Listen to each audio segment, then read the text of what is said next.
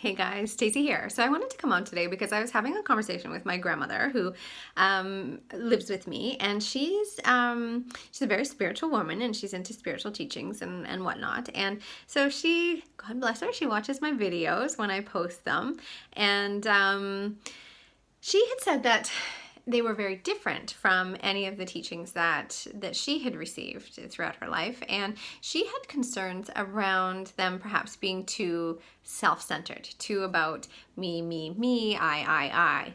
And I wanted to address that because I think that was a valid concern, because I do talk a lot about honoring ourselves and being present with what's coming up for ourselves.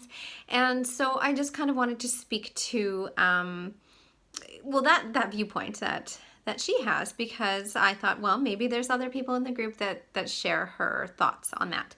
And so first off, I wanted to talk about the type of constitution that I tend to treat mostly. And so I work mostly with what's called a phosphorus constitution. So in Heilkunst, we have 6 constitutions, or ways of being in a state of health, and we have aspects of all of them, but usually one is dominant for a person.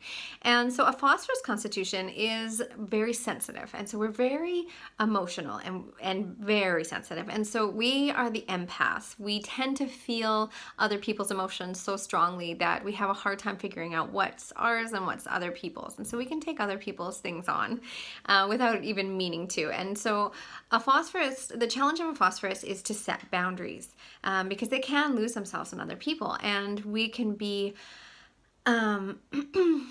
we can tend towards people pleasing because we do feel other people's emotions so strongly that we can tend to want to make everything okay for those around us. And we're light bearers. We want things to be okay for people, and we tend to be happy and bubbly and things like that. But sometimes at the expense of ourselves. And so 90% of the women that I work with do struggle with this. And so really wanting them to start to honor themselves rather than being externally driven, and so wanting to make things okay for everybody else. And so to really go inwards within. And another thing I wanted to speak about was, because I work a lot with people on emotional, sort of turning emotional suppression on its head. And this is a very important thing to do, because when we shut down our emotion, we tend to, we can start to deaden aspects of ourselves. And when we do that, we can start to tend towards narcissistic tendencies. And so then we can start to, we're no longer really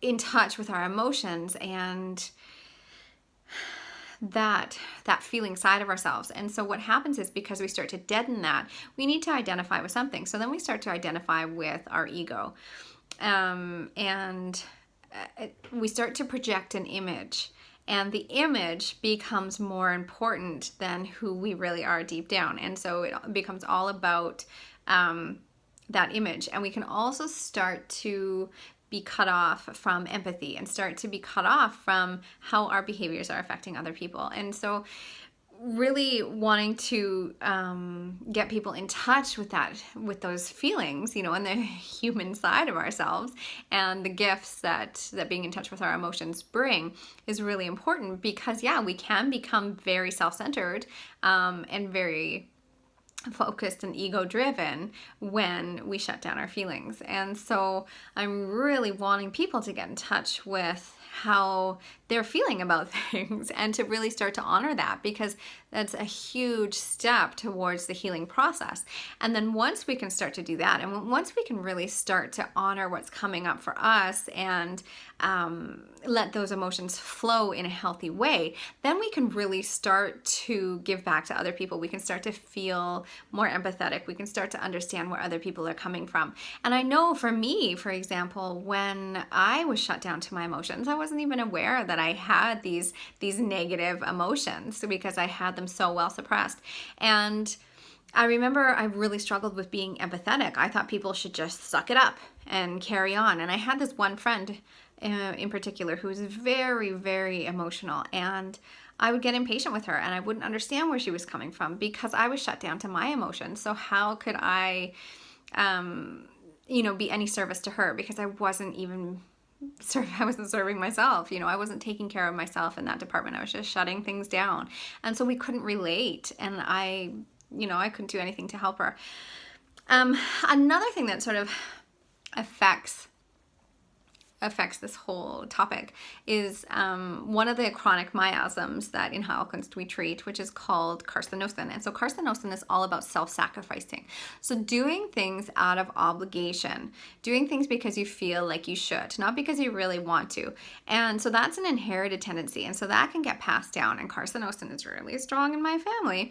And so, yeah, really doing things based on obligation because it's the right thing to do rather than doing things out of love. So I really want to also, turn the tables on that paradigm and really start to get people doing things out of love rather than obligation, because it's when you're doing things out of obligation, you end up living your life for other people, and you start to build resentment, and the energy behind what you're doing is more of a heavy energy. It's not coming from a place of love.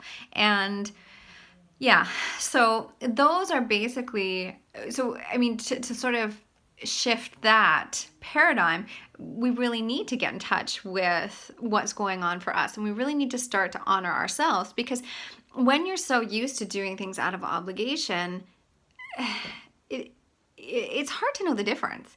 And so you really need to sort of step back and start to go inward and to start to honor yourself before you can start giving back in a loving way. So it's almost like you need to step back. And I know when I started saying no to obligation and wanting to shift to a more loving paradigm, I really struggled with that. And I was saying no to everything, because almost everything that I was doing was out of obligation. And I couldn't really figure out when I was doing things out of love and when I was doing things out of obligation. And so I felt like, oh my God, am I ever going to want to do anything for anyone again?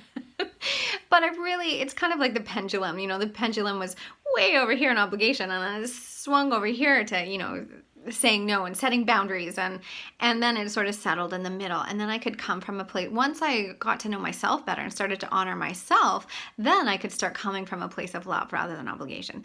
And so, yeah, what I'm talking about may seem somewhat self-centered or focused on me, and I, but we're wanting to get to that in a healthy way, because we've gotten so... because we're suppressing our emotions, because we're doing things out of obligation, things have gotten so skewed, and we're coming from an unhealthy place. And until we go inward and start to honor ourselves, we can't start to give back freely to other people in a healthy way. So I just really want to focus on that honor piece, and focus on feeling your feelings in a healthy way, getting in touch with what's right for you, and setting boundaries before you start to give back in a loving way. Anyway, I just wanted to come on and quickly address that, because I thought my grandma brought up a really great point. All right, so I would love to hear your thoughts on this, and any experience you've had with this. All right, I'd love to start a conversation about it. All right, so have a great day.